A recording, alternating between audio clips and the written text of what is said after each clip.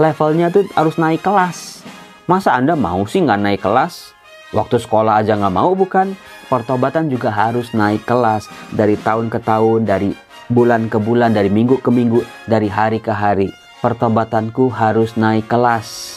Salam damai sejahtera saudara-saudaraku yang terkasih pencinta firman Tuhan. Berjumpa kembali dengan Bible Learning with Father Joseph edisi ke-57 di tahun 2024 ini. Saudara-saudara, bagaimana kabar Anda hari ini? Bagaimana kemarin di minggu Prapaskah yang pertama? Sepanjang minggu bagaimana olah pertobatan kita? Apakah pantang puasa Anda bisa Anda jalani? Apakah ada sukacita ketika Anda menjalani pertobatan Anda? Meskipun saya yakin buat sebagian orang sangat amat tidak mudah. Banyak banget Romo godaannya Romo. Untung saya inget Romo. Kalau enggak ya jebol lagi. Dan apakah pantang puasa Anda di masa Prapaskah ini Anda isi juga dengan doa, dengan hal-hal rohani, pertemuan di lingkungan, lebih banyak baca firman Tuhan, dan juga menyalurkan kasih kepada sesama. Nah, saudaraku, kalau masih ada yang bolong-bolong, mari kita perbaiki di minggu Prapaskah yang kedua ini. Selalu ada rahmat, selalu ada kebaikan Tuhan, selalu ada pengampunan Bapa buat kita menemani pertobatan kita. Saudara-saudaraku yang terkasih, ini kan hari Senin ya saya bikin video ini. Biasanya kalau hari Senin saya pimpin misa di seminari tinggi, di komunitas saya, di rumah saya bersama para frater. Itu kalau hari Senin biasanya saya nggak berkhotbah. Yang khotbah adalah para frater yang digilir. Supaya mereka juga bisa belajar berkhotbah. Bisa memberikan khotbah yang baik, khotbah yang menarik, khotbah yang mendalam, khotbahnya berisi. Itu dididik loh di seminari. Nah, tadi pagi itu ada seorang frater namanya Frater Jason, khotbahnya bagus, sangat menginspirasi saya. Dia bercerita begini, menggabungkan, menarik benang merah dari bacaan-bacaan dalam perayaan Ekaristi hari Senin tanggal 26 Februari dengan awalan seperti ini. Hidup manusia itu ada tingkatan-tingkatan, dari tingkatan paling bawah sampai tingkatan paling atas. Tingkatan yang pertama itu level monster. Level monster ini adalah orang meskipun dia manusia tapi hidupnya kayak monster. Artinya dia akan menyerap, dia akan mengambil, dia akan merampok, dia akan sungguh-sungguh menyakiti sesamanya. Sesamanya punya duit, meskipun dia punya duit akan dia ambil, akan dirampok habis-habisan, pokoknya sampai teman-temannya sesamanya ini menderita. Saya sih yakin pendengar Bible Learning, orang yang sudah baca kitab suci, bukan lagi di level ini. Meskipun mungkin di luar sana yang kita tidak kenal masih ada. Orang-orang pokoknya dia akan menyerap, menghabisi, mengeksploitasi sesamanya betul-betul. Nggak peduli dengan penderitaan-penderitaan sesamanya. Pokoknya diambil, diserap. Level yang kedua itu level egois. Lebih baik daripada sikap monster tadi, tetapi level egois ini yang penting gue, yang penting saya. Nggak peduli sama orang lain. Dia mau mengambil harta milik orang lain, mengeksploitasi, nggak peduli. Memang nggak menyakiti, nggak bermaksud menyakiti seperti level monster. Tapi yang egois ini sebetulnya sama aja, cuman dia nggak peduli sama orang lain. Yang penting adalah hidupnya. Dia makin banyak duit, dia makin seneng, dia happy-happy, gak peduli sama sekitarnya. Nah, level ketiga katanya tadi level pebisnis. Level pebisnis itu adalah, ya udah kita bisa tuker-tuker nih. Saya punya apa, sesama saya punya apa, tinggal dibarter aja, saling menguntungkan. Itu level bisnis saudara-saudara. Sebab kalau nggak menguntungkan ya udah saya goodbye, nggak ada relasi. Kamu tidak lagi menguntungkan saya, itu pebisnis, hati-hati. Nah, level yang berikut adalah level manusia. Bayangin saudara-saudara, ternyata banyak manusia itu jadi manusia, tapi levelnya itu masih satu, level dasar, masih level 2, masih level 3. Level manusia adalah level yang bisa berempati, level yang bisa berbagi, level yang bisa tahu penderitaan manusia, dan juga bisa menarik keuntungan, menarik manfaat dari relasi-relasi dengan sesamanya.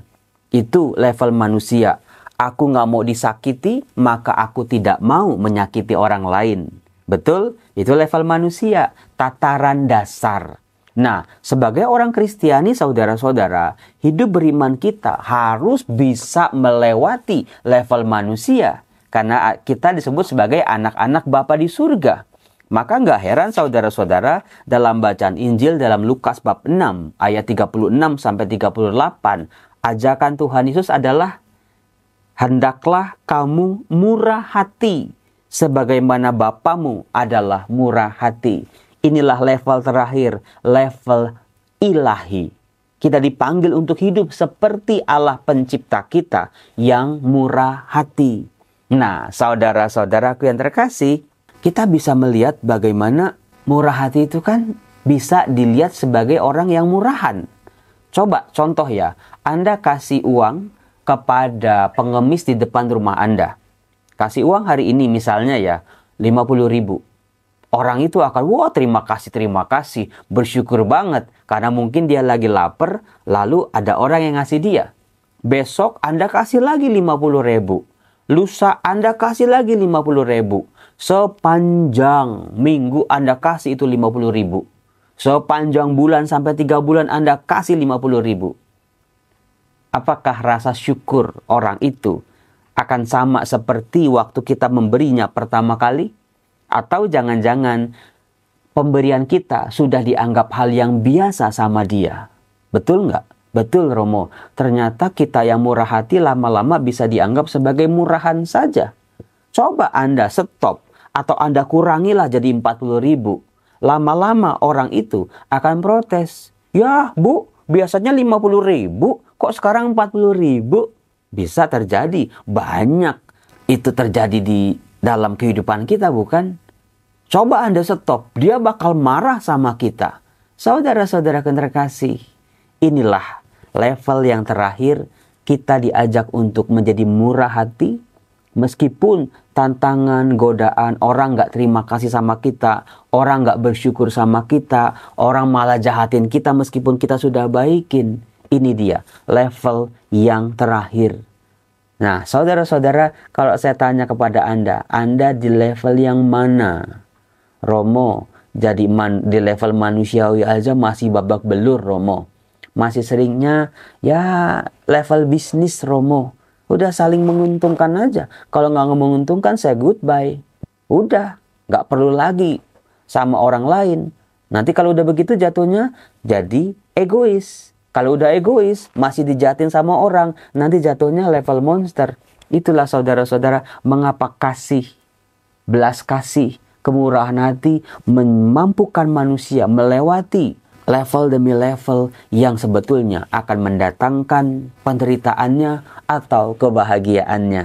Nah, maka dari itu saudara-saudara, si frater ini tadi bilang, ada dari bacaan-bacaan yang kita baca hari ini, ada obatnya, ada virtunya, yaitu firman Tuhannya. Bagaimana kita bisa melewati level yang paling bawah, satu tingkat lebih tinggi, satu tingkat lebih tinggi, satu tingkat lebih tinggi, sampai kita mencapai level yang ilahi. Murah hati seperti Bapa murah hati adanya.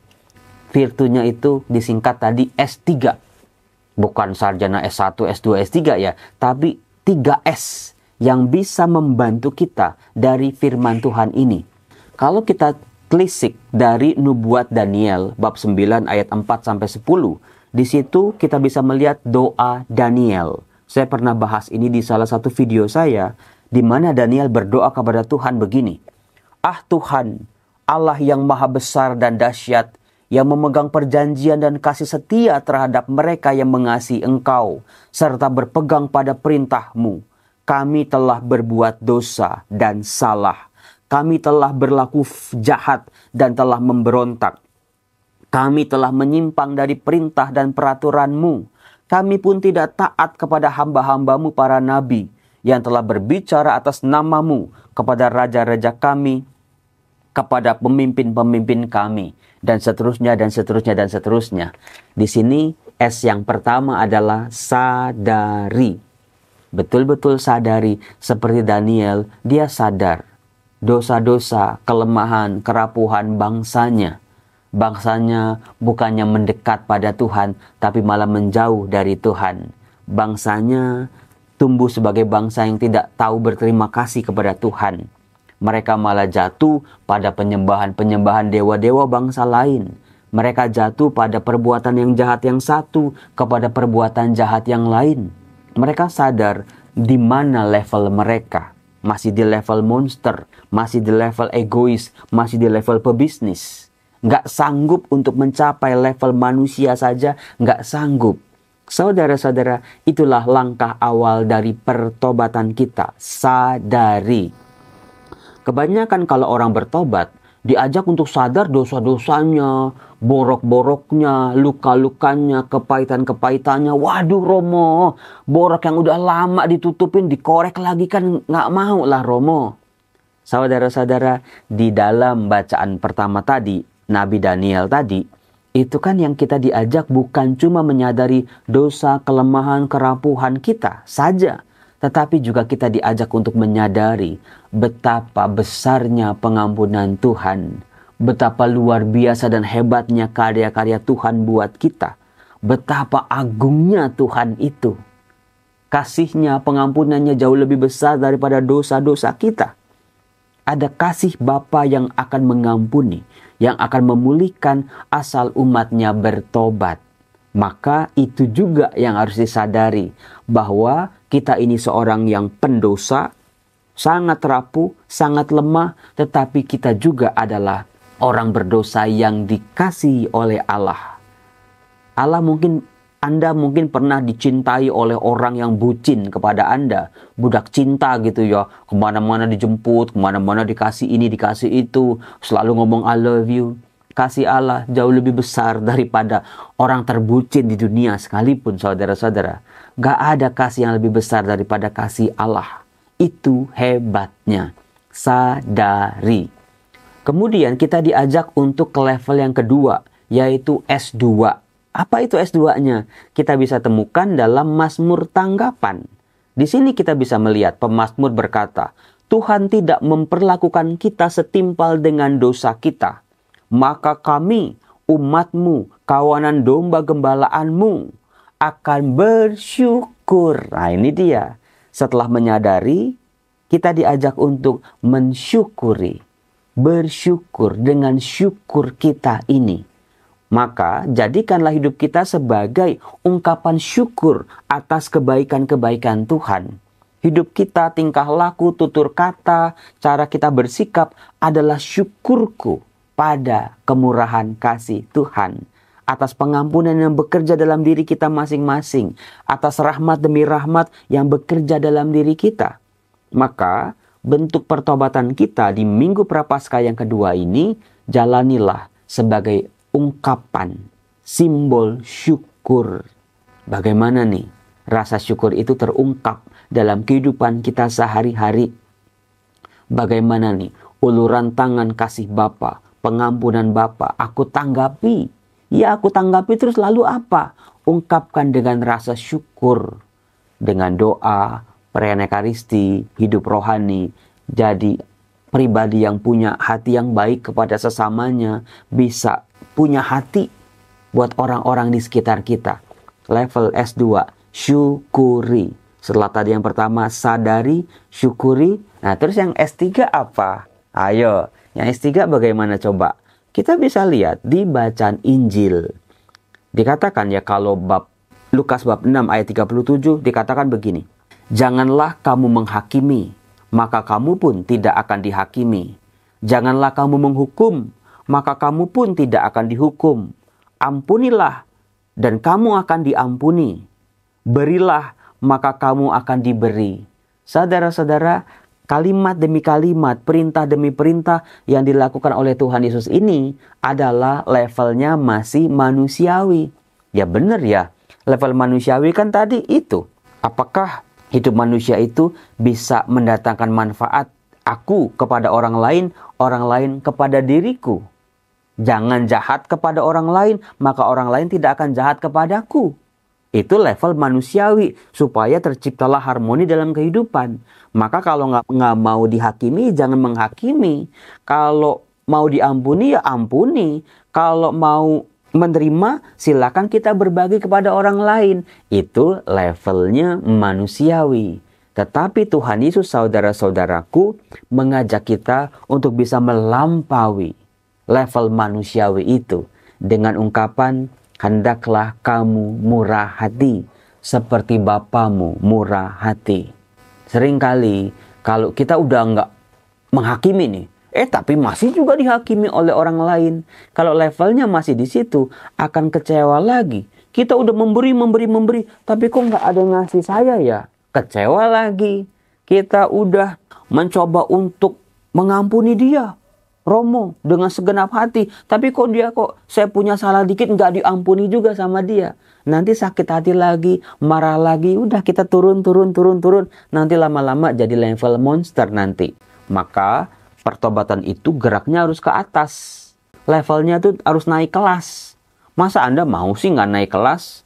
Waktu sekolah aja nggak mau, bukan?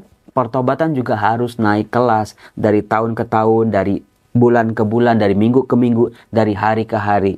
Pertobatanku harus naik kelas. Jangan begini-begini terus. Maka aku mau seperti Bapa di surga yang murah hati, yang bisa memberikan hujan kepada orang baik maupun kepada orang jahat, bukan? Yang bisa mengasihi meskipun disakiti, akan tetap selalu mengasihi, akan mengampuni bagi manusia yang mau bertobat. Meskipun dosa-dosa manusia itu adalah sebuah ungkapan pemberontakan, ketidaktaatan, ketidaksetiaan manusia, tapi Bapa akan mengampuni bila manusianya sungguh melakukan pertobatan sejati. Saudara-saudara terkasih, semoga dengan 5 level tadi, dengan virtunya S3 tadi, apa aja tadi coba? Sadari, syukuri, berarti yang S3, siap berkorban. Ini dia S yang ketiga. Siap berkorban. Ketika aku udah tidak menghakimi, tapi masih dihakimi, siap berkorban. Aku sudah memberi, tapi aku tidak memperoleh apa-apa, siap berkorban. Itulah arti berkorban. Tetap menampilkan hati Bapa yang Maha Pemurah ini. Meskipun orang nggak terima kasih sama kita, meskipun orang membalas air susu dengan air tuba, meskipun kita lemparin nasi makanan kepada orang lain lemparin titik-titik kucing kepada kita, jangan pernah berhenti.